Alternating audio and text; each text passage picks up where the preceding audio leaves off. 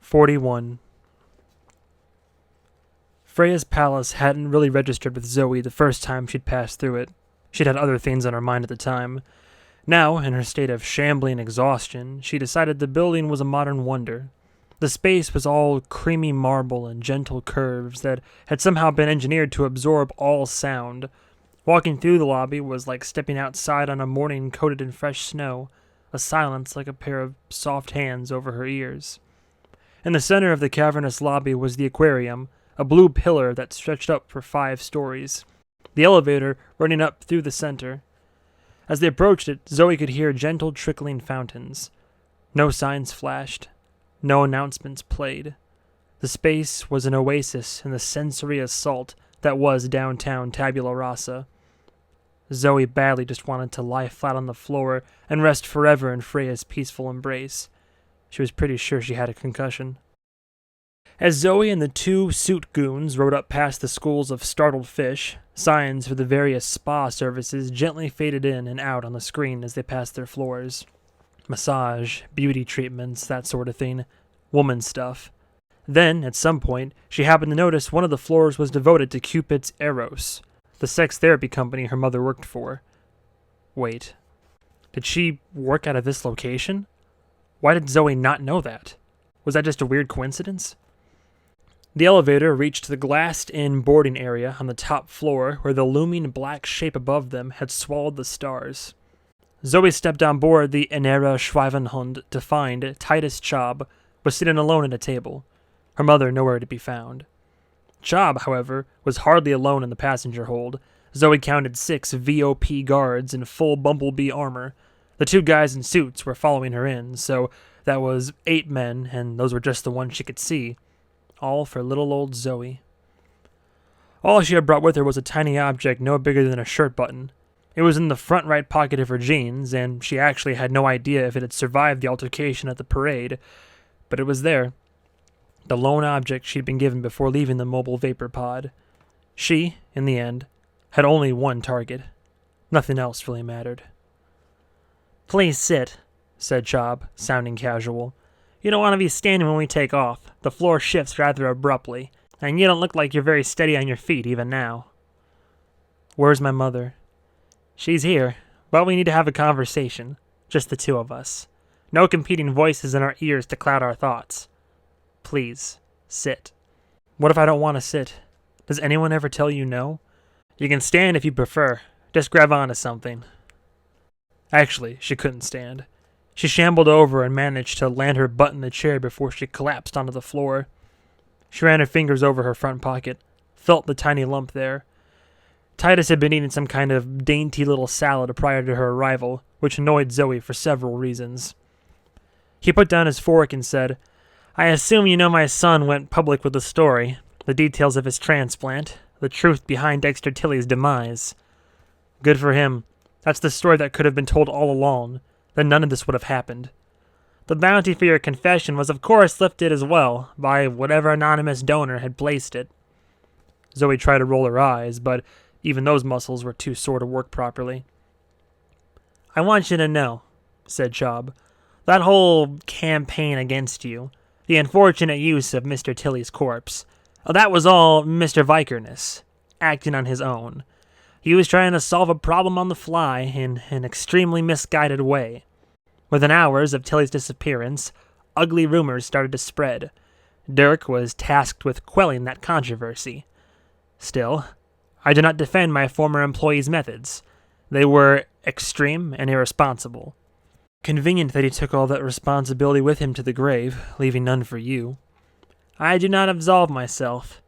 However, I feel like you should in turn acknowledge that you took things too far by abducting Martius." "Well, that of course was all Will Blackwater, acting on his own, grossly irresponsible, and all those other words you just used." The airship jolted, and Zoey once again watched the city fall away around her. The waitress emerged.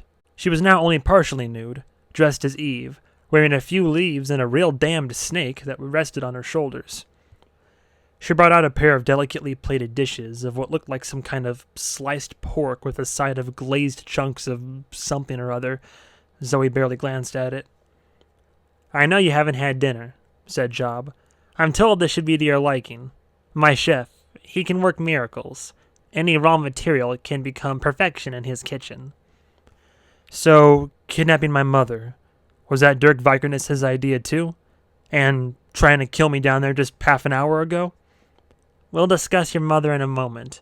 As for his actions tonight, I assure you that I have not been in contact with Dirk since his injury out of the storage lockers.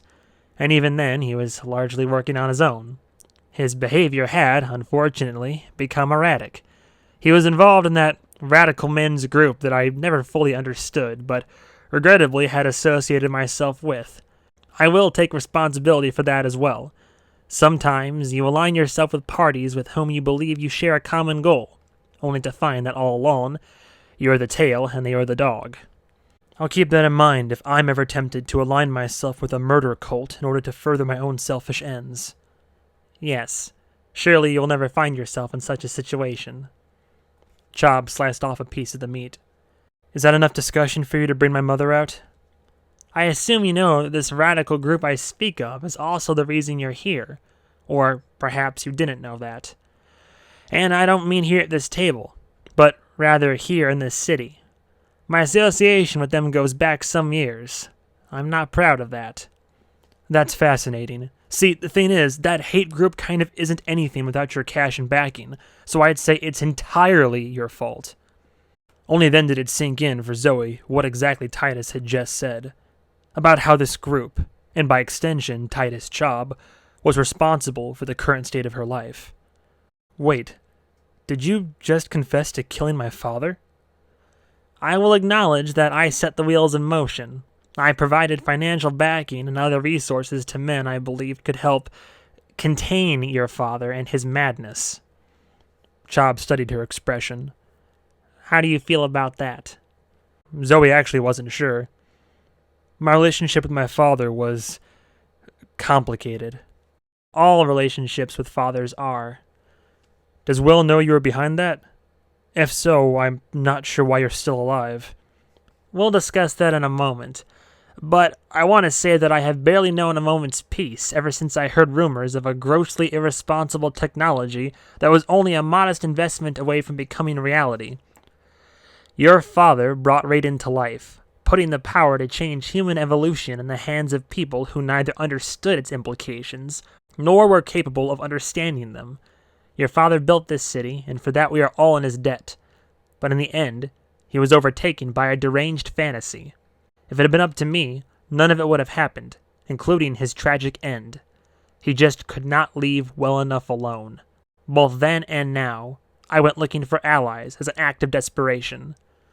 See, you're trying to sell me on you being this remorseful bystander in all of this, but I know where you came from, and I know what you are. You're a butcher. Wait, what am I talking about? A butcher actually gets his hands in the guts, does the work himself. You're the butcher's supervisor, something. I don't know.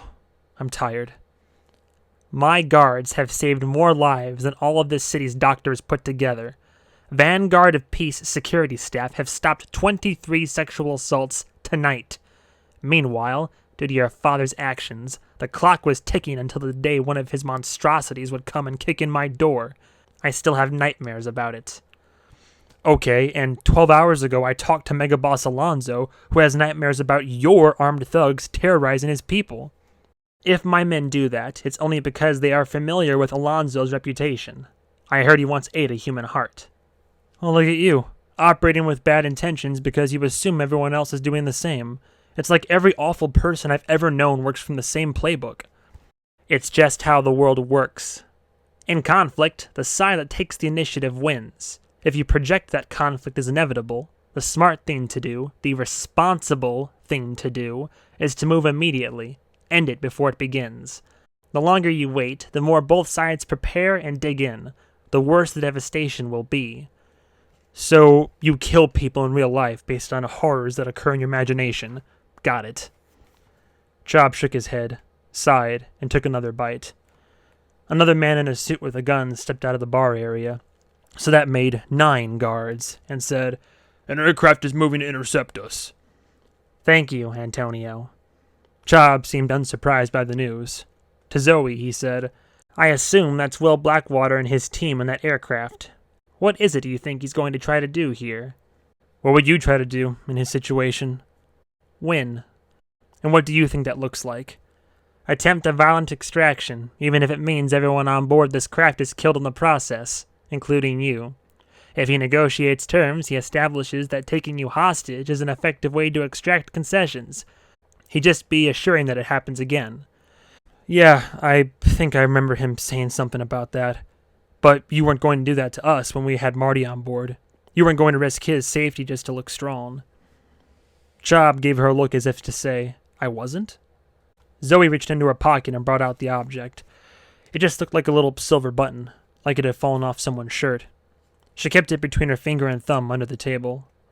So what was the point of luring me up here, then? She asked. My goal is to try to talk some sense into you. Maybe we can start by agreeing that we are both here because we failed to contain those we depended on to do certain labors on our behalf. He gestured to the plate. Please, you must be hungry. If you're worried it's poison, we can trade plates. Will had a rule about eating in these situations, but Zoey was too exhausted to remember what it was. She was pretty sure you were supposed to eat to show you weren't intimidated and to signal that you were there in peace and good faith. Also, she was starving. She took a small bite of the braised pork or whatever it was, eating with her right hand while keeping the left under the table, with the button. The meat was, of course, excellent. Van Wolf's reputation was of a man who could feed you your own shoe and leave you wanting to lick the plate. Titus watched her. I heard you're thinking about cashing out, leaving town. What, did my mom tell you that? He gestured to the meat. Do you like it? It's pretty good. She took another bite. What is it? Surprised you don't recognize it, based on what I've heard. I'm torn on the decision. On one hand, I hate this place because it's full of people like you. On the other hand, leaving means this place then falls into the hands of people like you, and for some reason that also bothers me. I'm thinking I need to stay here and keep you in check. I see. Zoey sliced off another bite of the meat. I'm not going any further with this until you tell me where my mother is. Titus put down his fork and laced his fingers, resting his elbows on the table. I've seen your mother every day, for months. Did you know that? Though I didn't know that's who she was at the time. There's a cafe in the lobby of Freya's. I stopped there every morning on the way up to my office. We always wound up in line together. She was outgoing, full of curiosity. Reminded me of Freya. She reminded you of the building back there? Freya's palace was designed, built, and run by my wife, prior to her death. So then there she was, your mother, today at the parade. She came and found me at my spot along the route, came to plead on your behalf, and it all seemed very convenient, very orchestrated. Like someone knew my weakness and went right for it. What did you do to her?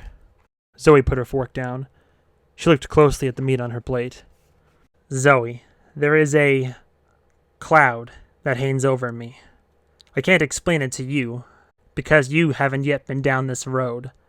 All I can say is that something will happen in your life that will slice right through it, an inflamed wound separating everything that comes after all that came before.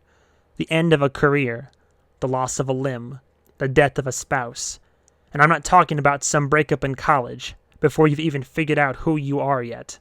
I mean something that will hit you after you've come to believe the world is solid under your feet, thought you knew the shape of your life.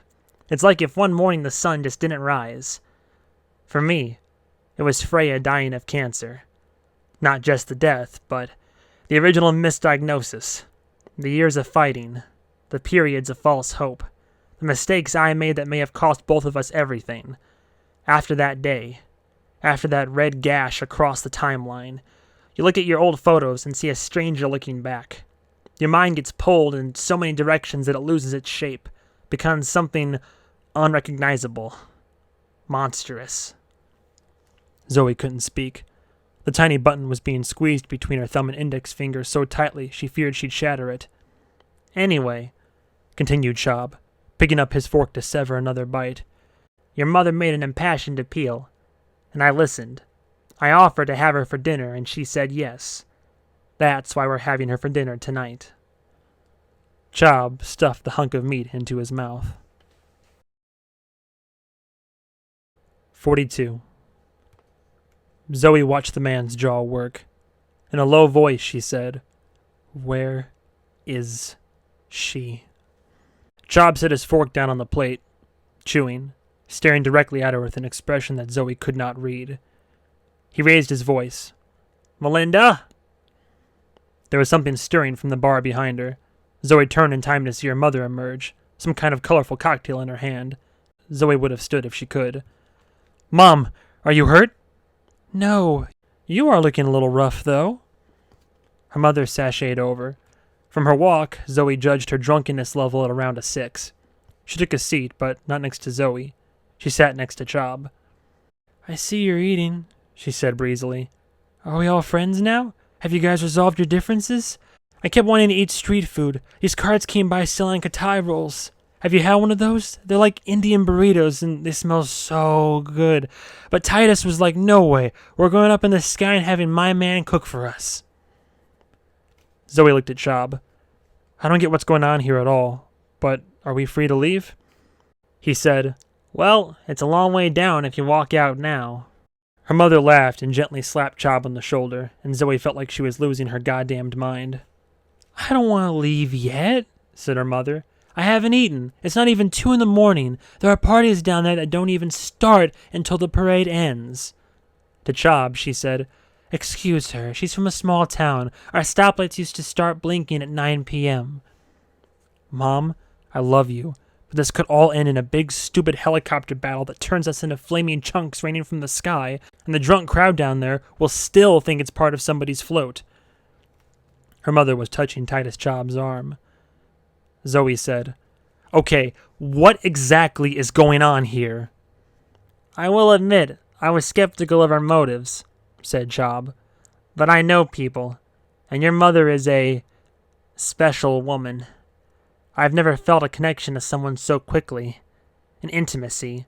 Melinda has awakened some things in me. Things I didn't know were dead. I haven't had an evening like this since, well, maybe never." Zoey stared daggers at her mother. "Mom, what did you do?" "Now that's none of your business, little lady." "Okay," Zoey said, rubbing her temple like she was trying to massage away what she just learned. "My people are coming. Titus here thinks it's possible nobody survives that encounter. Only if we can't come to an agreement." Chob raised his voice and said, "Antonio, what is the status of our visitors?" Antonio poked his head out of the bar and said, "They've been forced to land by 2 of our air units. They'll be apprehended soon." Chob said, "Well, I would say that worked out for everyone." The mostly naked server brought a 3rd plate for Zoey's mother. She sniffed the food, then glanced back at the woman and said, "Can you not afford uniforms for your waitresses?" She nudged Chob playfully with an elbow. "I bet she's cold." Chob looked embarrassed. "The girls work for Chef Wolf, a holdover from before I bought the place. He insisted they stay. He says it's all part of the food's presentation, the sensuality of anticipation, or some nonsense." Zoey said, "Her name is Dasha. She was on his Blink stream. Be sure to leave her a tip. She has assholes for bosses." Her mother said, "Eat your dinner." In order to buy her a few seconds to think more than anything, Zoey took a bite of her side dish, which turned out to be some kind of fancy baked apples. "So," said Zoey, "I will discuss this all with my mother later, at length. But the last time I was on the ground, I watched everyone who works for you come flying toward me like a swarm of locusts. To retrieve my son, yes. And now you have him back, safe and sound. Unless that creepy funeral guy sold him for parts." Chob didn't reply. Zoey said, "So, here's the situation. Regardless of what your guy just said, you and I both know that at some point in the very near future, probably before we've all finished eating, my people are going to be here. In this room. Somehow they'll be here. If they are able to get me and my mom out of here alive, what will you do in response? If they are successful at extracting you, it will mean I am dead." Zoey's mother said, "Titus," in a tone like she was scolding him for being melodramatic. "Okay, let's say your people stop them then. They never show up. We land, you let me and my mother go. Then what?" "Then I am also dead. Will Blackwater will come for me, and he will not stop." "What if I give you my guarantee that I won't let him do that?" You just admitted a minute ago that you had no control over him. Actually, he did what he did because he thought he was acting in our interests, and he knows he can't come after you without starting a war. You have an army. You have people who will take up your banner after you're gone, to retaliate. And yet, he will do it anyway. If I let you just walk out of here, it will be war. The city will burn. If he takes you by force, it will be war. The city will burn. So what in the hell are we supposed to do? Get Blackwater out of the picture. Zoe's mother said, I could get behind that. Can you fire him, Z? That clearly wasn't what Chob had in mind. He said, I did not bring you here to ask you to... He shot a side glance back at Zoe's mother. Terminate him. But if you agree to that course of action, I can, deliver that news myself. Since he's coming to retrieve you, that puts you in a unique situation to assist me with that. So, you want me to help you get him to lower his guard, so that you can conduct his firing here. Zoe's mother said, Guys, I'm not stupid. That's why I brought you here in advance, to get you on board with this. The only path to peace. I was hoping your mother would help me convince you. No, Zoe said. I won't help you kill Will Blackwater. Is his hold over you that strong? Do you really think if the roles were reversed that he'd make the same choice? If he had a clear opportunity to do away with you and take that seat at the head of the table? Don't project your own soft-hearted nature onto others, Zoe. It will get you killed. And don't for 1 second assume you know how a man like Will Blackwater thinks. And don't assume you know how a woman like me thinks. I said no. I meant it. Then it will be war. You don't want that. Think of Marty. Think of the danger that would put him in. That's not a factor, Chob said, slicing off a piece of meat. He'd almost finished it. One thing that recent events have taught me is that Marty will not be the only one to inherit my empire. He should not have told you our family's private business. That made him a target, and it's made me a target. He didn't have the stomach for this conflict any more than you do. Zoe's mother said to him, That's a good thing, for both of them. Titus scoffed. Zoe said, Well, I hope you didn't punish him for doing it. He was just trying to set things right. Punish him? Punishment would imply I still believed he could be corrected. He's not made of the right stuff, and that's that.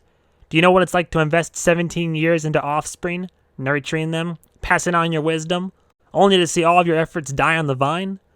Well, I have a cat that won't do anything I say. Regardless, men in my position cannot be held back by sunk costs. You recover what you can and move on. I need to try again, to either make an heir or find one. And at my age, my chances are dwindling. You're giving up on him? What happens to him now? Is he here? In a way. He wasn't cut out for this world, that's all. Sometimes toughness is something you're born with. He was tender, as his mother used to say. Chob looked over at Zoe's mother.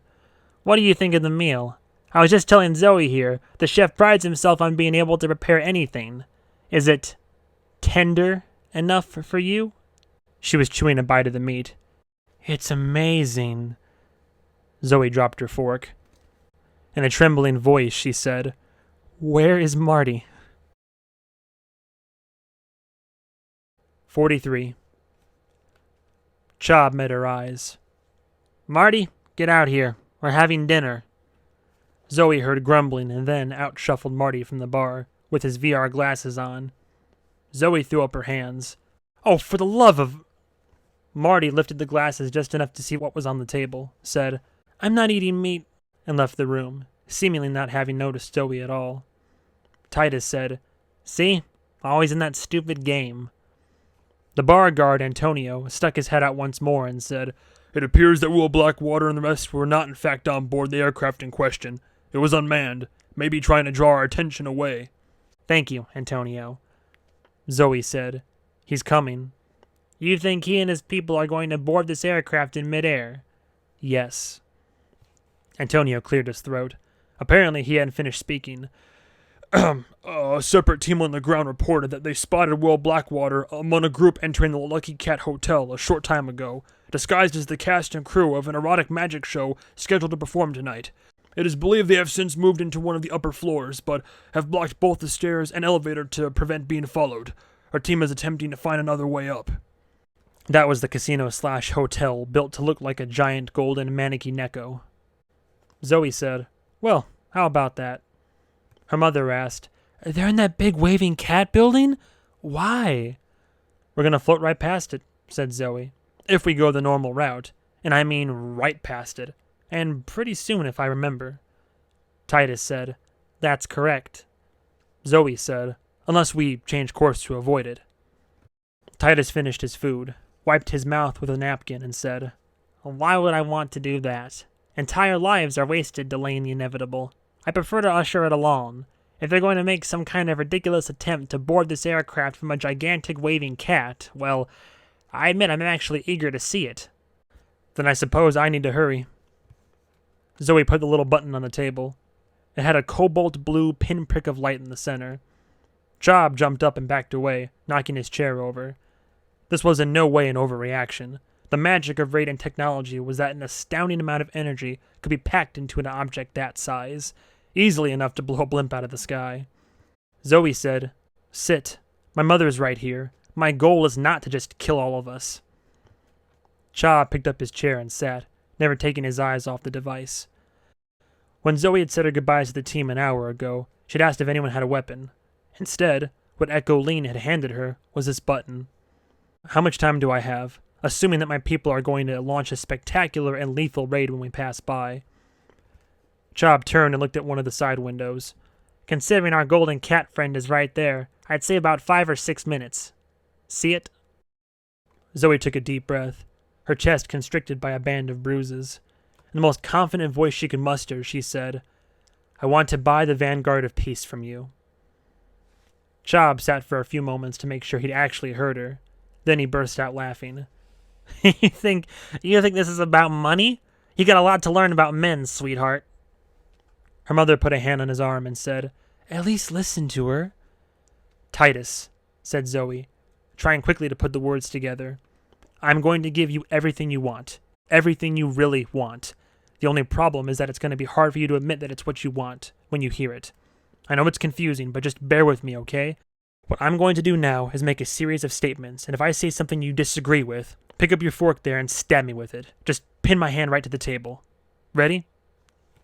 He glanced back over his shoulder, the gleaming gold skin of the cat building just ahead. "Time really is running short here. First statement, this city sucks ass. You hate it here so much that you literally sit in the sky so you don't have to touch it. Second, you're miserable right now. Just in general, none of this is panning out the way you wanted. Third, you hate to lose. You'd rather die than lose. Fourth, you really do hate crime. It's not just talk, I get that now. You honestly hate it when innocent people are victimized and will do whatever it takes to stop it, regardless of what anybody else thinks. Fifth and final point, the future is murky because you have no one to take over your business, like you said. But it's not just the business that's in doubt, it's that mission, to keep people safe. And that bothers you a lot, because you don't want to let the victims down. Does all that sound right?" In a thoroughly unimpressed tone, Chob said, "Sure." Perhaps just as significantly, he did not stab Zoey with his fork. "All right, so first, instead of all this," Zoey swept her hand across the city outside the window with disdain, "I'm going to offer you control over an entire economy the size of Germany." This clearly caught Chob off guard. "Am I about to hear that Will has seized a nation in Africa?" "No, it's weirder than that. Here, I'm going to reach into my pocket. Tell your men not to shoot me, I'm just getting my phone." Zoey set her phone on the table in plain view, then brought up a live video feed that, upon initial viewing, appeared to be an anthill swarming with hundreds of thousands of ants, who were in turn being overrun by an even larger swarm. Zooming in revealed a raging battle between men and creatures of all sizes, wielding elaborate weapons, an army trying to take a sprawling walled city on a mountaintop. "This is what Marty's doing on his headset back there. Echo showed me this. You see how this army here is all tagged with little red icons? Those are Dirk Vikernes loyalists, who just cast Marty out of their federation after he came forward with his confession. The ones tagged in green, those are your sons. He's leading an alliance of forces against them, including an army of Zoey loyalists, which until tonight I didn't know was a thing. Yes, this is the game he can't tear himself away from." "No, it's not a game. It's real. No, listen, in every meaningful way, this," she poked the phone with the finger, "is reality. The reason these guys care so much about these wars is that the stuff you see getting destroyed or captured here, they can't just click a button and start over. See that wall they're tearing down? There's a factory inside the hub that makes bricks. And there's a mine that produces the raw materials to supply that factory. There's a currency to purchase all of it that exists in the game, and only in the game. The land they're building on is just like land in the real world. To build, you either have to kick somebody off their land or buy it from them, or go out to the edge of the map and spend months clearing wilderness. It's finite. That's the word I'm looking for. Are you about to offer me a plot of imaginary land for my real-life business? No. I'm going to offer you control of society's future. All the stuff you see here requires work in the hub. It can't be bought with real money. There are no shortcuts or cheats. The reason is that when you make or grow something here, the final stage is to have it authenticated through a company called V-Terra. You pay a few pennies to certify it's real. 100 million users in the hub rely on it every single minute of every day. And you own V-Terra. Well, it was owned by a Chinese billionaire. I had half-seriously asked Echo Lean if I could just buy the hub out from under these guys. It turns out that's not a thing, but Echo dug into this, and then it took Bud all of 1 hour to find out said billionaire is guilty of crimes that could quickly get him executed by his government. Bud has spoken to him, and we are going to help him out of this jam, in exchange for ownership. And in the next 200 seconds or so, you're going to try to convince me that selling imaginary goods is a sound investment strategy for the future. You're not getting it. V-Terra doesn't sell imaginary goods. It prevents other people from having them. That, it turns out, is the stupid industry of the future. Look, the only reason there's value in having a big fake castle and golden armor is the fact that other people don't have those things. That means these people in here finally have the one thing they can't get in the real world, and the thing they want above all else: status. The whole social order is reversed in here. If you or I logged in, we'd start at the bottom, and we'd have no way to just buy our way to the top with real money. V-Terra bans anyone who tries. Work only counts if it's done in the hub, which means to them, we're the societal dropouts, the maladjusted losers to be mocked and pitied. It's a whole new world for all the poor souls who couldn't make it in this one. You, then, would pretty much be the king of that territory, taking a tiny cut of every single thing that's produced. It's potentially an absurd amount of money, and it's a job you can do from anywhere. You can do it from the beach, in some country where the girls don't wear tops. The point is, you wouldn't have to live in tabula rasa anymore. You'd be free of everything that's making you hate your life. You will have escaped the Badlands once and for all. Zoe's mother clapped her hands together and said, "Oh, we can go to Veradero, like we talked about. The white sand." "And all I have to do," gruffed Chob, "is abandon my home and my life's work. I'm sure Will Blackwater would like this deal very much." That brings me to the next part. You don't like to lose, and you absolutely do not want to lose to Will Blackwater, of all people. Trust me, I completely understand. That's why, as part of the VOP buyout, you get that. Zoey pointed out of the window in the opposite direction of the Golden Cat, to a wobbly, glowing shape in the distance. Her under-construction tower, shrouded in its childish hologram. The single most valuable piece of real estate in the city, which means it's one of the most valuable pieces of real estate in the world. Right in the heart of downtown, the spot claimed by Arthur Livingston himself all those years ago to lord over all he surveyed. You can do whatever you want with it. Write your name across it in gold. No one in the city could ever look at the skyline and say Titus Chob retreated or admitted defeat, and I promise you, Will Blackwater will absolutely hate that. It will torment him to the end of his days. Chob tried to suppress his reaction, but did not do it in time. He clearly liked that part of the offer very much. "And yet," said Chob, exaggerating his gruffness a little, "the vanguard of peace will still fall into his hands, to add to the modified monsters he can turn out at any moment." "No," said Zoey. "It falls into my hands. That's the deal. He never gets control." "I don't mean to offend you, but whether or not he is given control on paper is meaningless. He will obtain it regardless." "No," Zoey said. "He will not. Part of what you are betting on is me." "You can't even see that Will set this up? That he sent you here to do this? You can't even see that I know he thinks he did that?" Chob watched the digital battle play out on Zoe's phone. Zoey could see him teetering on the decision. Her mother touched his hand. He was almost making up his mind, on the cusp of a yes. And then he withdrew. Chob pulled his hand away, crossed his arms. Zoe's heart sank into her shoes. The enormous golden cat was now right in front of them, its face filling the side window, the waving left paw giving it the appearance that it was beckoning them to pass on that side, like it was directing traffic. Its enormous eyes were windows, and Zoey could see tables and people behind the glass. A fancy restaurant.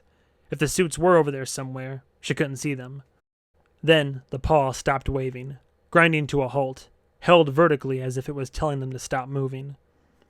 Zoey pushed the little silver button closer to Chob. She placed it so that it would be right under his face. Link that to your phone. It will come up with a prompt to activate it. If nothing else convinces you, that will. Those had been Echo's only instructions. Zoey tried to make eye contact with her mother to send a silent message. Chob sighed and pulled his phone off of his belt. He fiddled with menus. From where Zoey was sitting, she saw his phone to detect the device, a red Initiate button appearing. He tapped it. Zoey yelled to her mother, "Get down!" Zoey flung herself to the floor, landing hard on her injured shoulder.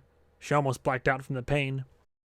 After a moment, she realized no one had joined her down there. Whatever Echo's device was doing, it was doing it quietly. From above her, she heard her mother say, "Honey, are you okay?" Zoey wasn't sure how long to wait on the floor. She slowly pulled herself back up to her chair to find her mother was now staring at her with great concern. Titus seemed mildly confused, then returned to scrolling through what seemed like a very long document on his phone. "Sorry, I fell out of my chair." "This data seems hard to believe," said Chob. "They're saying crime dropped 40% in Mumbai among regular users." Sure, that's what was on that device.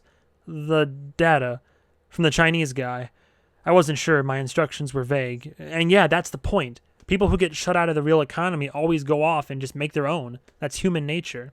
Theft, contraband, all that. The hub fills the same need, only nobody gets hurt. Chob kept scrolling. They've barely been profitable, but they're expecting 300 million users within the next few years. Network effects make it all but impossible for a competitor to come into the market. He shook his head. Even so, I've spent my entire adult life in private security. Why would I want to spend my golden years trying to make money in a field I know nothing about? That, said Zoey, pointing a finger gun at him, is the best part. You're a novice in the hub. You're right. But you know who isn't? Your son, Marty. Do you not see that he helped build a whole empire in there? And not with your money or connections either. He did it with his own time, his own decisions, his own strategy. You say your son can't inherit your security empire, and your conclusion is that it's time to throw away your son? How about you get a different empire instead?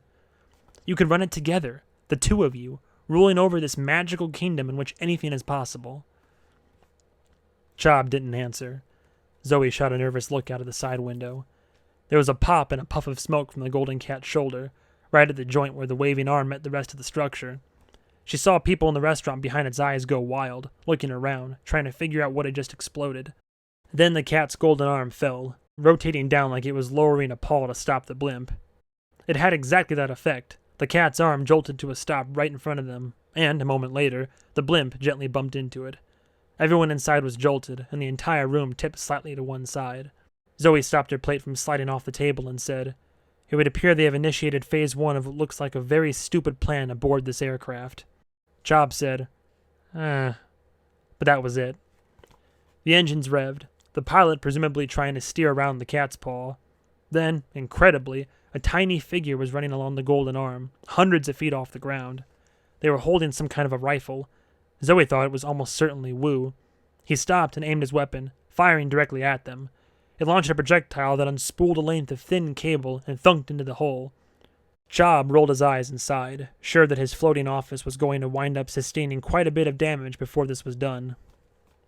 Zoey's mother gestured at the battle playing out on the phone and said to Chob, "You can say all that isn't real, but your son and your life with him, that's real. You know what isn't? This dumb weenie-wagging contest you've been tricked into having with Will Blackwater and all the other reptiles just like him. That's the game. The one the world tricked you into playing.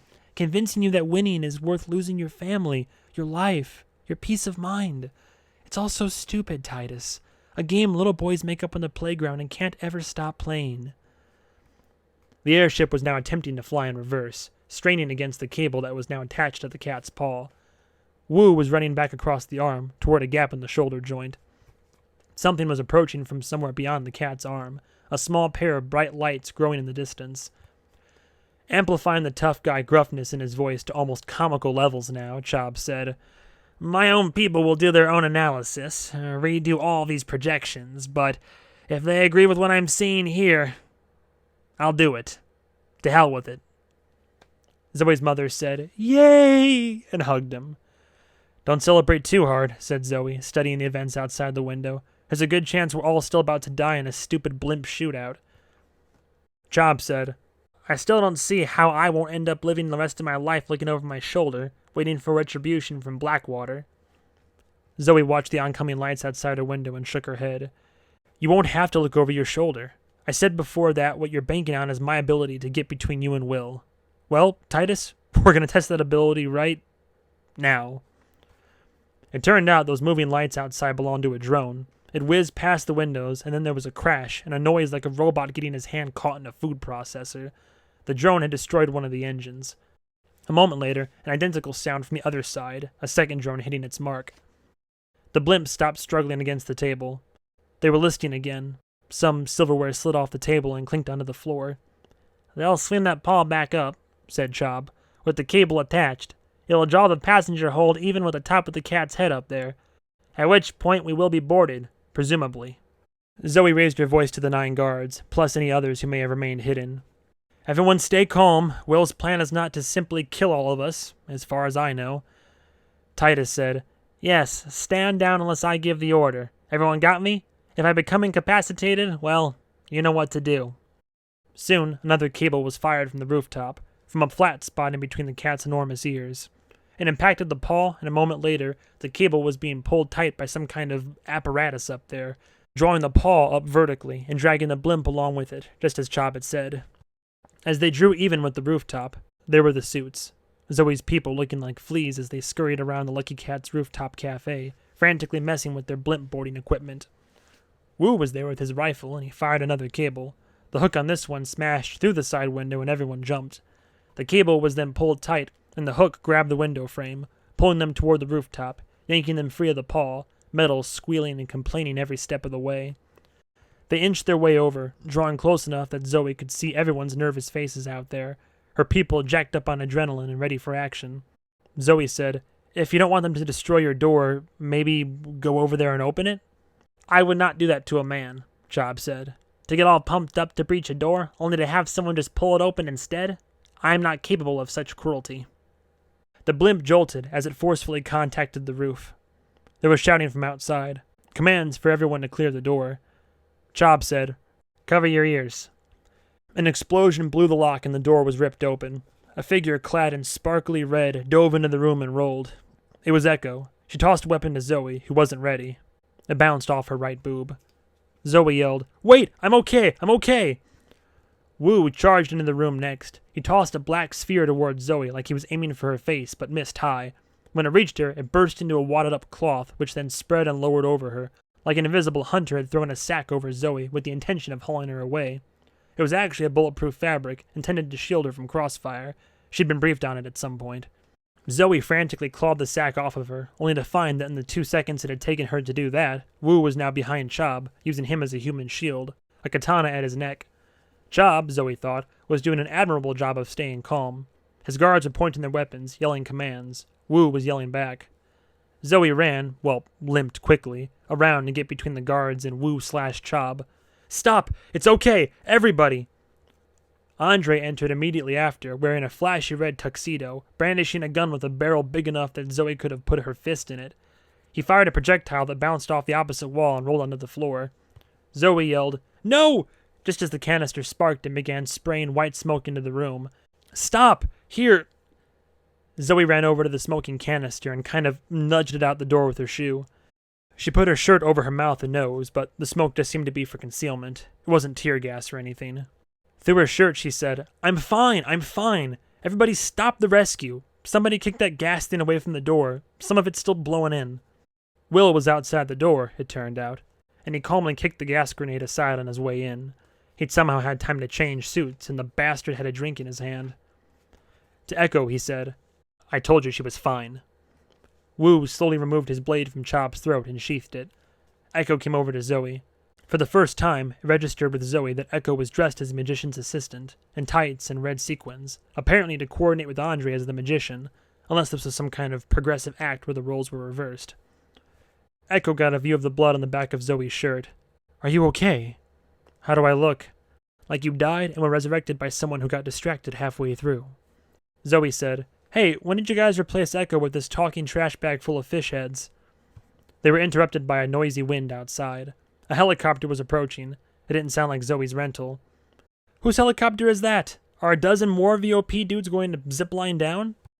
"We reached out to Mega Boss Alonzo for help," said Will, but he flatly refused. "We then sent Bud after him to try to change his mind, about 30 minutes ago. So without turning my head to look, I'm very confident in saying that is Alonzo's helicopter, and that Alonzo did not send his men, but in fact came himself." Will sipped his drink, and the helicopter descended behind him.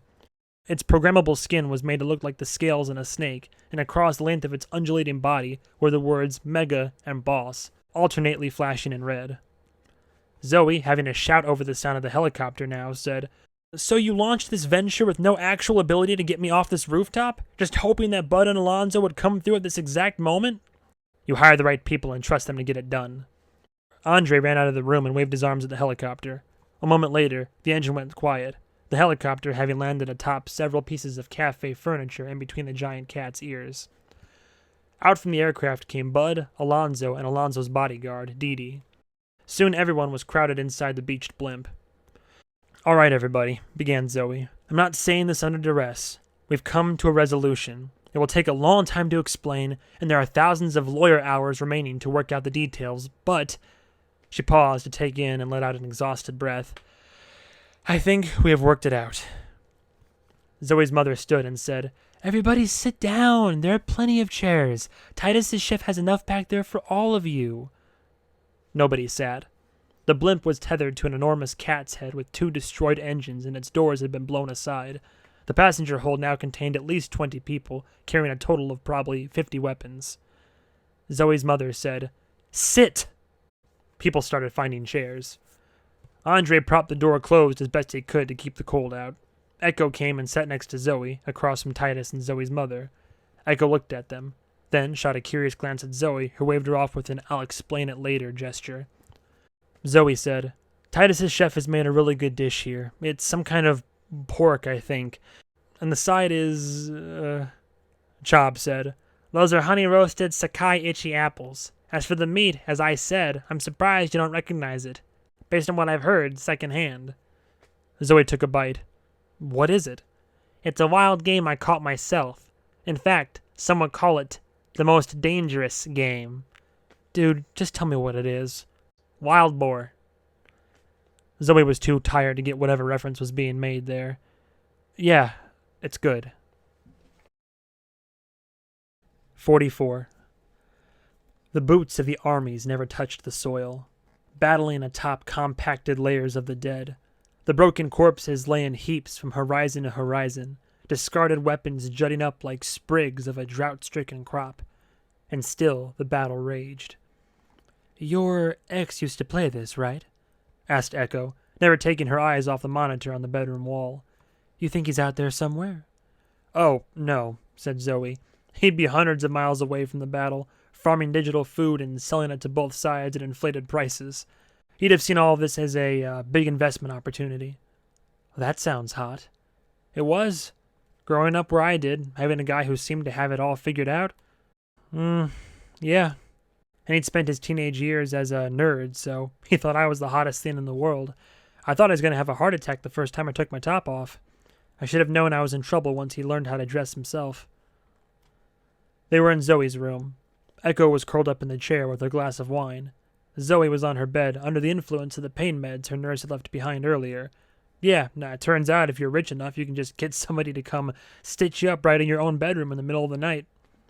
Stench Machine would normally have been up there with her, but he was currently under the bed in a silent fit of rage over Zoey having brought another cat home. It was almost 5 in the morning, and they'd been watching the battle since they'd gotten back to the estate an hour ago.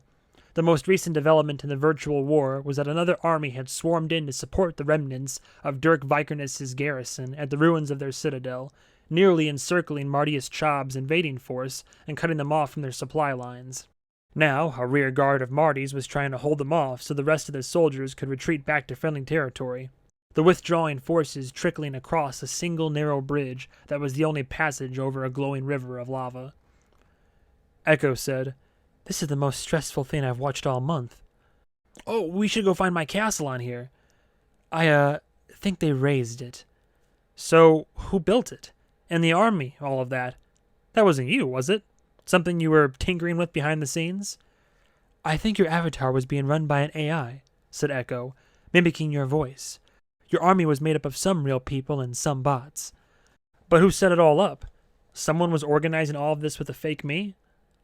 "My guess? Someone from the blowback. As far as I can tell, you showed up in the hub right after the real you came home from the, hospital last summer. They had failed to get you in real life, so they needed to pull you into their world. They got a whole bunch of followers to mine spoils and built an army that would appear imposing, but that could be beaten, all so they could have a fight they could actually win." "Well, this is getting depressing. Will these guys spend the rest of their lives in here doing this?" "Oh, I don't think so. Hopefully just their angriest years. A lot of them will probably wake up one day and see that 30 is around the corner and think, what the hell am I doing? I need to get a wife and a real place to live. But in terms of giving them something to do in the meantime, it beats prison." "It is kind of a prison if you think about it." Echo shrugged. "If you think about it, everything is." "That chair isn't very comfortable. Do you want to come over here on the bed with me?" "No, I have to get going. The, dogs need me." 45. Andre had retrieved the battered carcass of the Stench Rio robot from the park, which was now riddled with about 10,000 bullet holes. It no longer functioned aside from its ability to spout its catchphrases, but they propped it up in the courtyard, and the kids were absolutely amazed by it. Zoey had put on most of her Naoko costume, and since her own body was also beaten to hell, it looked like they added the damage on purpose. A girl and her mecha cat, post-battle. The Halloween party was an all-day affair, the first visitors showing up at about 10 in the morning. They would come in scheduled waves, the first from a special needs school Zoey had donated to. Then, after lunch, would be the children of any employees from Ash Enterprises who wanted to bring them. This included the sex workers, which had caused a huge controversy when announced. The lawyers, secretaries, and other white-collar types didn't want their kids around prostitutes and strippers, or to be seen with them in general. Zoey had told them they could stay home if they didn't like it. After that, the maze would be open to the public, though with several layers of security screenings that would be mostly invisible to those who passed through them. They were an hour into it, which meant it was the special needs kids going through a low-key version of the maze with their parents, gently chased by a gang of Halloween staples like the whimsical, bumbling animatronic skeletons that, at a designated point, would trip and fall, bursting into a pile of disconnected bones. Meanwhile, various junk food vendors were doling out treats. From where Zoey was standing, she could smell the intoxicating scent of molten sugar from a booth where a Japanese guy was making teppanyaki popcorn on a flat iron griddle. He'd pile the kernels and oil inside a ring of sugar, then allow it to pop under a steel bowl. Kids were walking away with the warm, sticky clumps of popcorn in paper bags. Zoey's arm was in a sling, as she had in fact dislocated her shoulder, and she had stitches in the back of her head that were covered by her glowing pink wig. She'd gone light on the painkillers, though. They just made her sleepy, and as a result was standing there in a throbbing little pool of pain. Mega Boss Alonzo was talking at her, and had been for some time, though little of what he said was actually registering. He was dressed as Batman, complete with the enormous white mustache that had been a staple of the character for a decade. She had been surprised when he had showed up at the opening of the maze with 2 blades in tow. The latter had apparently demanded to come, worried that the wiring in that skeleton was going to short out again. The man, now dressed as a pirate, had spent the morning hovering around that corner of the maze, making sure that the damned skeleton activated properly every time a group of kids passed. Zoey sensed Alonzo was talking politics and said, "All that mayor stuff, that was Will's deal. I'm not into all that." Alonzo groaned. But by not taking a position, you're taking a position. That's the hell of politics." "I just don't see how it will matter. You collect taxes and fund the cops. Then eventually the voters and donors will say, hey, I don't like these people over here, pass a law they can't help but break, and then act like it's their own fault. We'll be right back in the same boat." That's why you need a strong figure in that office. Somebody to stand against those tides. Did you know that in Japan they've got this thing? It kind of just looks like a futon they've stood up on end. Just a big cushion in a frame. When they've got someone who's drunk or crazy, they launch this thing at them, and it just wraps them up like a little burrito. Then they just tip it over and throw them in the back of a paddy wagon. Take them somewhere to calm down. Next day, they're good to go. See? It'll be like that. Give people room to make mistakes. For someone who's an actual professional criminal, you have a strangely utopian view of humanity. I can tell you from years of long experience that for every one truly evil man, there's 100 wayward souls who just need to be put right. There are ways to set those people on the righteous path without handing them over to sadists to be treated like dogs. Okay, well, if you win and turn the city into a nightmarish dystopia, I'm going to show up at your office and say I told you so. So, he said, subtly shifting his posture. What are you doing tonight, after the kids go home? Nothing. Great. Come to the club with me. No. I'm planning to do nothing. An evening of doing nothing is incredibly important to me right now. I need it. Wu appeared then, in a flannel shirt and jeans, an appearance so startling to Zoey that it might as well have been a Halloween costume, even if she was sure it wasn't. Behind him was a boy and a girl, both in their late teens, who seemed very nervous to meet Zoey. Behind them was an annoyed-looking woman Zoey took to be Wu's wife, who seemed to silently disapprove of Zoey's very existence. Zoey, said Wu, smiling. This is my son Dennis, and my daughter Riza. Gary is away at Stanford. This is my wife, May. Hi, said Zoey. They were all in matching flannel and jeans. Wait, was it a costume? She was afraid to ask. Hello, said May through pursed lips. I've heard a lot about you. Oh, I can't escape hearing about you. To Wu, Zoey said, See you at work tomorrow? Zoey vaguely remembered that she had maybe fired him the night before. If that is your wish, I will be here. Zoey stuck out her hand to May and said, Good to meet you. She took Zoey's hand with the same enthusiasm she'd used to pull a wad of hair out of a drain. Wu then forced a joke and pulled his flannel family away to browse the snack stands around the courtyard. Zoey sighed. She had about 10 more hours of this ahead of her. She dug her tube of hand cream from her pocket, only to find it was empty. 46. That evening, the team did their Halloween gift exchange in the courtyard gazebo, close enough to hear the last of the kids passing through the maze, the skeleton in that corner giving chase and wiping out for probably the 50th time that day. At some point, Zoey had started to root for the skeleton to actually catch them. They had previously agreed to do this Secret Santa style, everyone drawing a name to buy a single gift. Will never showed up, which was not a surprise, as he'd said not to expect him. He was nothing if not dependable.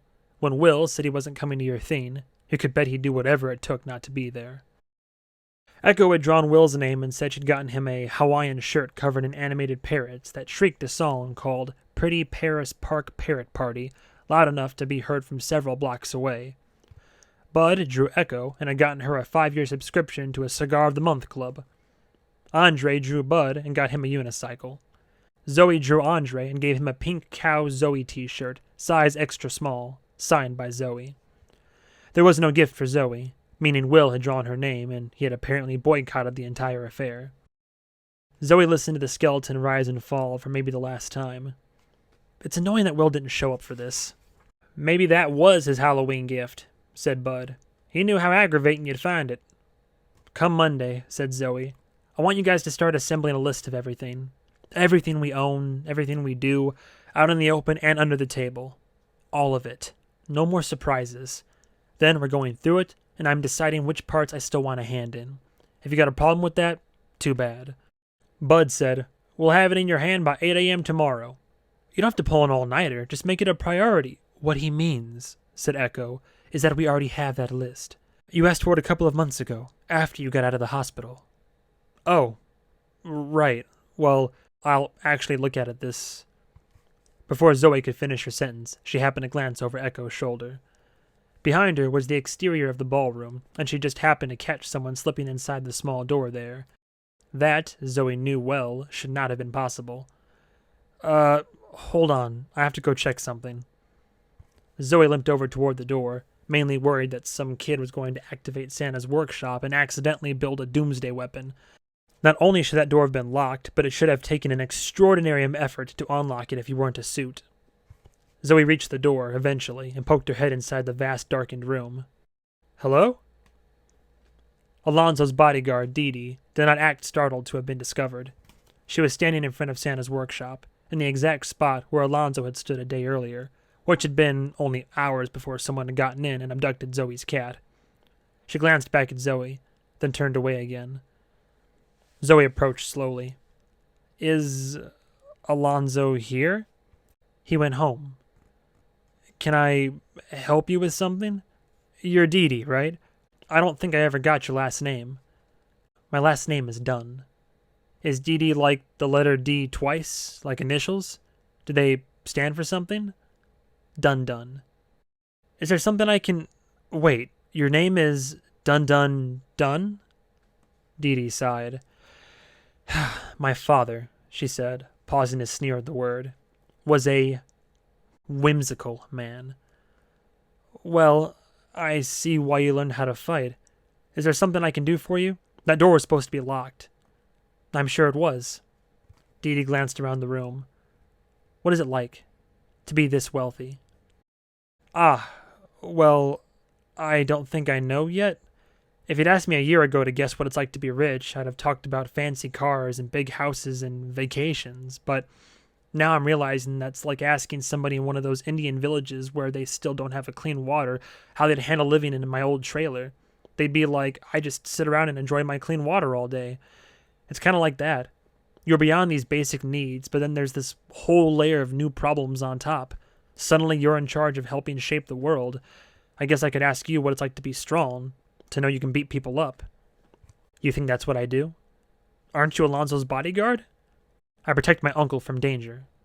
She shot a brief glance back at Zoey. "Of all kinds." "How did you get in here?" "There are ways." "Have you done it before?" Dee Dee didn't answer. Zoey asked, "You think I'm dangerous?" "Yes, because you don't really know what it's like to have a boot on your neck, but you think you do. So you're going to slip right into the status quo, same as all the rest." "That thing with Alonzo going on camera and saying he was eating Tilly's heart, the thing that got us to come visit, your idea?" Dee Dee shrugged, as if none of that mattered now. Zoey said, "What is it you want?" "For me and the people I love to be able to walk the streets without fear." "Isn't that what Alonzo is doing, with his mayoral run? The change I want doesn't happen from the top down. It happens on the streets. If the people out there don't change, nothing Alonzo does will matter." "Well, I don't want to be part of the problem, Dee Dee. I really don't." "You are passing a stabbed man in the street and promising not to stab him a second time. That's not enough. The blade needs to be removed, the wound healed. You came in here for a reason. You want a weapon, or are you looking to go all the way with implants?" "I want, for the first time in my life, to enter an elevator with a man and not stand there with the knowledge that he can overpower me anytime he feels like it. I want to be able to go jogging alone at night. And when I enter a room, I want the people there to take me seriously because they know they have to." "You think this machine can give you all of that?" "I'd like to at least find out. But where there's power, there's always somebody like you acting as the gatekeeper." "Dee Dee, if you really want, come back in a week. We need to set you up with a surgeon. There are pre-op appointments, medical history stuff, training so you don't accidentally rip your legs off. But I do want you to take some time to think about it. I'm telling you, getting a whole bunch of new power all at once, you can lose yourself. Forget why you even wanted it in the first place. And yet, you're keeping your money and power." "Yes. Then that, too, is my answer. If that's still your answer in a week, come back here. See you then." She turned to head for the door. "Oh," said Zoey to her back. "I have an extra cat. Do you need one?" "No." 47. Zoey had just eased herself into the tub when she got a call from Carlton saying Will was at the front door. Zoey grunted and decided she wasn't going to move. Let him come back in the morning. Then Carlton called again, and Zoey cursed and dragged herself out of the water, did a cursory job of drying herself, and pulled on pajamas and a bathrobe. Will wasn't in the foyer. Instead, she found him standing out on the cobblestones outside the big doors. She went out and let the doors close behind her. She threw out her hands and said, "What the hell?" "Can you be more specific with your question?" "What the hell, Will? Are you asking why I'm here, or are you asking why I didn't share all my information with you about the Tilly situation?" Zoey answered with a silent glare. He knew damned well what she wanted. "Look," he said, "you asked me to find out how to get to Titus' job. His weakness was his dead wife and his sick son. If I had told you the strategy, you would have vetoed it.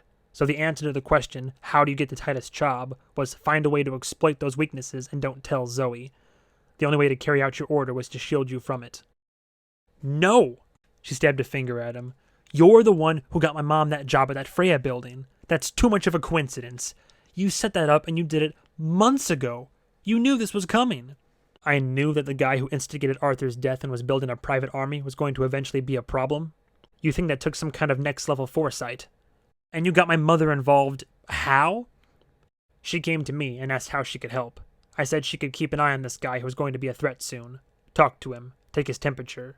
The rest she did on her own. This city is full of absurdly hot 25-year-olds you could have thrown at Chob. There is no reason you had to pick my mother for that task." "You think Titus Chob wants a hot 25-year-old? You don't think he can get that whenever he wants?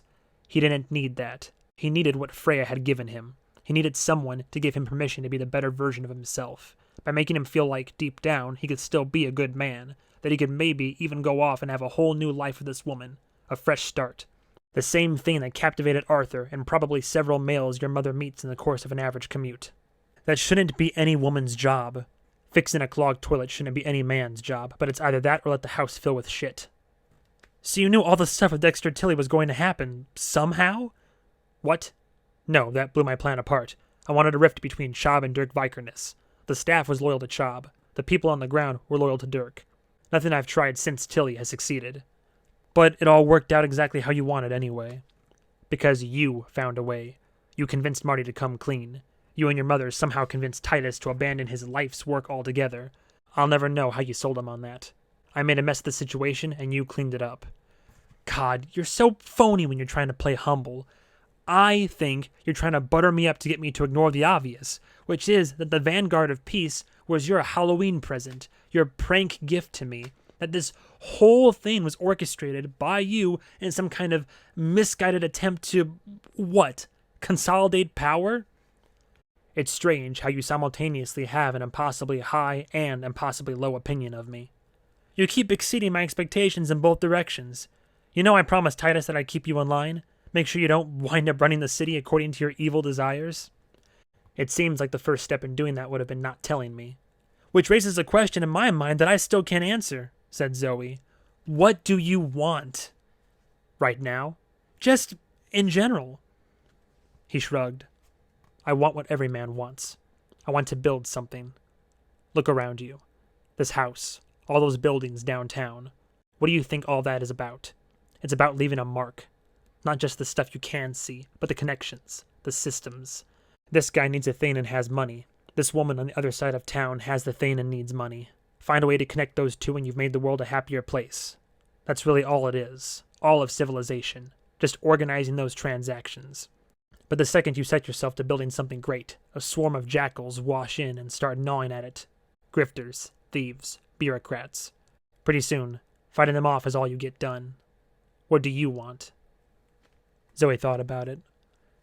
I want to be comfortable in my skin. I want a little switch I can flip that decides whether or not people are paying attention to me. I want a daughter. A little nerdy daughter who wears dorky glasses and knows a million facts about dinosaurs. She has a little round face and hates dresses. Her name is Marcy. You think any of that's possible in your situation? Zoey didn't answer. They stood in silence for a bit. It was cold, and the remnants of Zoey's bathwater had dampened her pajamas. She studied the cobblestones and tried to see if she could find dried bloodstains. How long ago? Asked Zoey. Did your wife pass away? The accident was 4 years ago this February, on the 10th. I don't know the exact time. She was gone before the ambulances even got to the scene, but would have been around 3:15 in the afternoon. Zoey studied her fuzzy slippers and said, This summer, when I had my breakdown and woke up in the hospital, my mom said the paramedics showed up and found me passed out in bed, pills and alcohol nearby. Then you called 911, she said, because Carlton was asleep and I'd sent Wu home. But you were there, for some reason. That's what she told me. Will didn't answer, because she hadn't asked a question. But that story has never added up. Not based on what I remember. Will just looked off into the distance, watching the giant jack-o'-lantern casting its orange glow around the front lawn, as if he was worried it would come to life and start rolling after them. My memory from that night isn't great, Zoey continued, but it's not a total blackout either. I did send Wu home, against his wishes, then took off in the convertible and found a trashy bar. I'd saved some of the pain pills from my surgery last year and took 4 of them, then drank a whole lot, really fast. I found this guy, a big biker guy with a tattoo on his neck, or maybe he just liked the biker leathers, and dragged him back to the bathroom. So I remember that whole sequence. And then he left me there, and I stayed behind. I took off my dress and threw it in the trash because it had stains. And I remember that, and then I remember that I was then lying on the damp concrete in my bra and panties. And in that moment, that floor just felt like a big puffy cloud I just wanted to sleep on forever. Then I blinked and I was in the hospital. Will said, "If you say so. I wasn't there for that part." You weren't? Because that means someone had come and gotten me out of that situation, and did it in a way so that no one ever found out about it. No staff at the bar ever talked. No customers talked. Neither did anyone passing by outside. Not a single glimpse from a running blink camera. Not a single anonymous rumor leaked to Chopra. Not even the biker talked. I can't even fathom how that was accomplished. But it happened. And it happened because this mysterious, all-powerful person didn't want strangers to see me like that. Then, that person proceeded to tell absolutely no one the embarrassing truth in the months since. Not even my own mother. Not even me. If you say so. She sighed. It was like pulling teeth. You should have been at the party today, Will. Just not my thing. Hey, I hate crowds too. There's too many variables to control. Yeah. Hating parties. That's the only thing we have in common. He glanced at her for a microsecond before saying, You think that's the only thing, huh? Anyway, she said, turning to go back into the foyer, for your performance this weekend, I'm giving you a 6. I guess I'm getting better. She went inside, closing the door behind her. Ooh, all right. Oh, at the end. I'll do the afterword.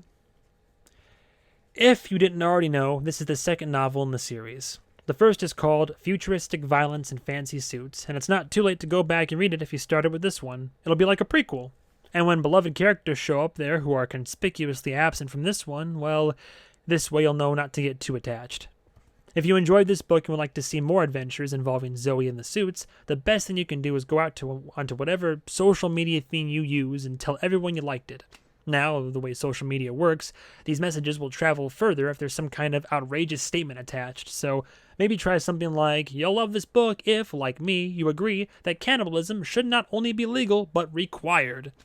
If it doesn't get any traction, you can just keep adding stuff. Too bad we'll never get those laws changed as long as women are allowed to vote. Also, I never ever tip. It also helps to leave an online review at whatever outlet is appropriate for your situation. If you're the type of reader who still likes to go outside the house now and then, you can even spread the word in real life. Maybe go to a pharmacy during their busiest time of day, walk up to the counter and throw a bottle of erectile dysfunction pills at the cashier and say, we no longer need those, we have these. Then, hold up all of my books. Kind of fan out in your hand. There are a lot of ways to go about it. These are all just suggestions. The point is that whether or not there are future books will be determined by the invisible hand of the marketplace, and word of mouth is everything. Speaking of which, I should also note that one danger of writing about a hypothetical future in which an internet of cameras has reshaped society is that it is almost impossible to keep up with the speed at which the actual technology appears. Futuristic Violence in Fancy Suits was conceived in 2012 and finished in 2014. That means, for example, that doorbell cameras didn't exist when I first sat down to write it. Today, all of my neighbors have them, and sure enough, there's a social network / app called Neighbors where you can join up and watch other people's feeds. Did something terrible and or hilarious happen in the neighborhood last night? Jump on and see it from every angle. Follow the action down the street. So, yeah, it kind of looks like by the time I got around to writing a book... So yeah, it kind of looks like by the time I get around to writing a third book in the series, Blink will mostly exist in real life, but will just be called something else. It's like when you read a futuristic sci-fi novel from the 60s and a character says something like, "I need to access the mainframe with my portable computer. Find me a datanet port." And you're like, man, this author was way off. What a dipshit.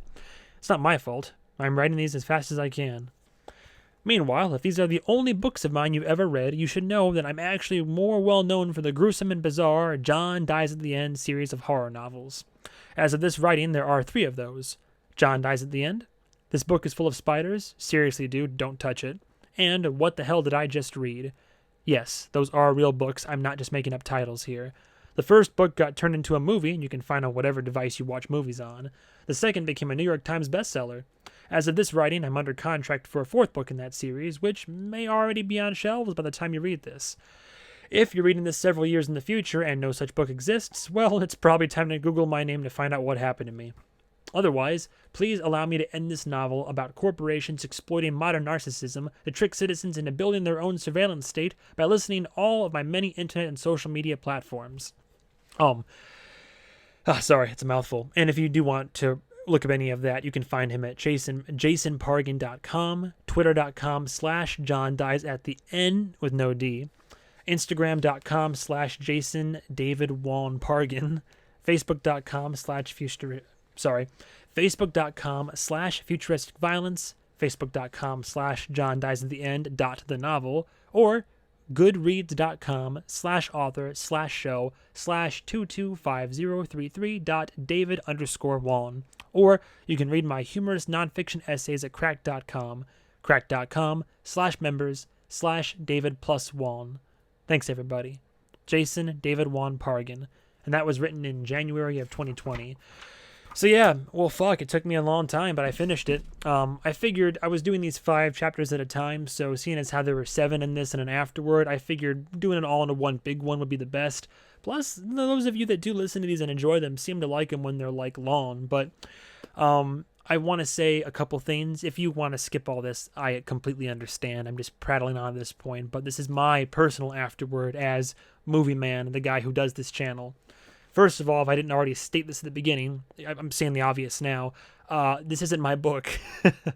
I would like to spread this book as much as I can because I feel like this author is a great author and his books are very unique, hilarious, intelligent, and insightful, and even emotional at times. Shocker, right? Comedy can also be emotional. But most importantly, I want to thank you all. I really appreciate it.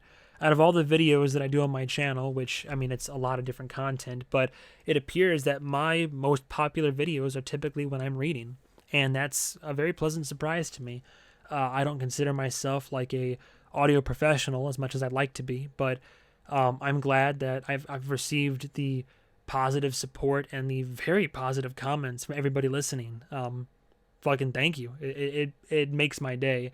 Seeing people say that I'm the voice of John to them, or that they love my read-throughs and the voices that I give different characters, or I'm just having fun here. And I don't want to just read a book to read it, but I want to try to embody the very strong personality types that are present in these books and try to not only enjoy reading it, but hopefully you can glean some enjoyment from that. And from the views that I've gotten and the likes and the positive comments you have. So again, I really appreciate it. If you didn't already know, I've read every book all the main books that he just mentioned. Some of the older ones are a little bit rough. Some comments will make very clear of that, but I've made a considerable effort to make everything sound a lot better since then. But if you want to try to stomach through the original shit, I did read John Dies at the End. I did read This Book is Full of Spiders. Seriously, Dude, Don't Touch It. I did read What the Hell Did I Just Read? I did read Futuristic Violence and Fancy Suits, and now I've read this one, which is Zoey Punches the Future in the Dick. And I've loved doing it. and I do apologize that it takes so long. If I read for too long, or if I get into reading, I'm sure you hear I can read too fast. I could stumble or slur over certain words, and that makes the whole process a lot more difficult. I'm fairly self-conscious about my voice and how these read-throughs sound, but it makes me feel better knowing that after all the recording, after the editing and posting these, that people still listen, look forward to them, and like them a lot. So again, thank you. I greatly appreciate the support. And if you want to support anybody else, I mean, sure, subscribe to me if you want, but go after this author. He used to go by the surname David Wallen, but his name is Jason Pargin. I'll put all those links I mentioned in the description below, but you can find all of his works really anywhere online, or even the movie or anything like that. But I don't know what I'll read next. I do want to keep reading. I do know that I 100% will read whatever he puts out next, because they're just so fun to read. But I'm kind of in an impasse. Now that I've officially caught up, I'm not 100% sure what book I would read next, but I'm sure I'll figure it out. So anyway, I've gone on for long enough. As always, thank you so much for listening and watching and supporting the channel. If you want to support it more, feel free to share with your friends or anybody else that you think might like audiobooks. I also do, movie reviews, video game playthroughs, and other stuff on my channel. I stream on Twitch, but all that stuff you can find on my channel easily. Subscribe for more. Hit the bell if you want to get notified whenever I do post new shit, and I'll stop talking now. But again, thank you so much. I'm glad you like these read-throughs, and I appreciate the support that I've gotten from them, more than you can imagine. So stay tuned for the next episode of whatever the hell I read. And as always, goodbye, travelers.